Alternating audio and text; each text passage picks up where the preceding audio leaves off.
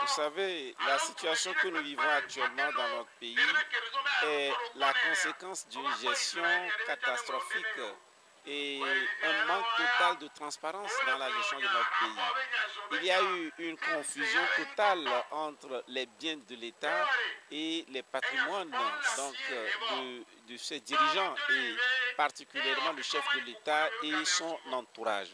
Et cela est révoltant à plusieurs égards.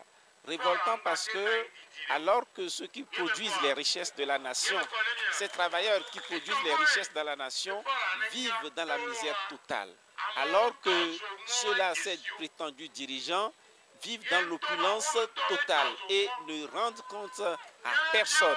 Les institutions de contrôle, normalement, qui devaient permettre cette transparence, sont devenus simplement des serviteurs même de ce pouvoir. Et donc, ils sont complices également de toutes ces situations. Et vous voyez, lorsque nous sommes dans un État qui n'est pas un État de droit, où toutes les décisions sont prises par le chef de l'État, où seuls ces courtisans peuvent accéder à des postes de responsabilité ou même aux institutions de contrôle donc des institutions de l'État. Et vous voyez, on ne peut qu'aboutir à cette situation.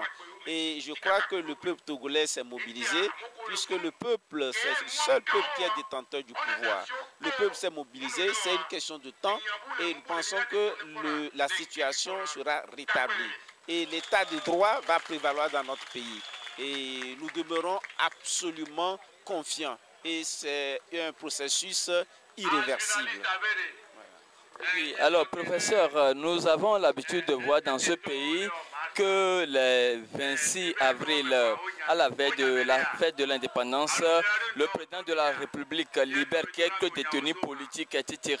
Mais il y a de cela quelques années, nous n'avons plus eu accès à tout cela. Ça a dû à quoi? Ce n'est plus juridique.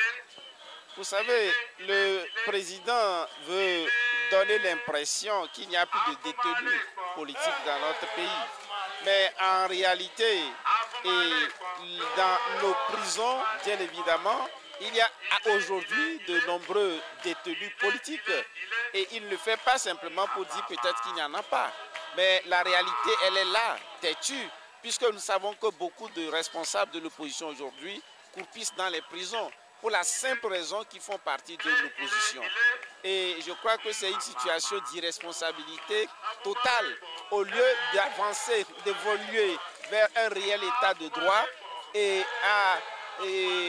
à l'instar de plusieurs pays de la sous-région, notre pays ne fait que reculer. Notre pays ne fait que reculer sur tous les plans, le plan des droits de l'homme. Et aujourd'hui, on en est encore arrivé à ce qu'on est dans nos prisons de nombreux prisonniers politiques. Et je crois que ce n'est pas une bonne chose. Il doit se ressaisir. Mais dans tous les cas, pour la énième fois, je le dis, ou il se ressaisit pour rétablir la situation, ou bien évidemment, et la population elle-même le chassera du pouvoir le moment venu. Et en ce moment, il aura des comptes à rendre. Merci, professeur. C'est moi qui vous remercie.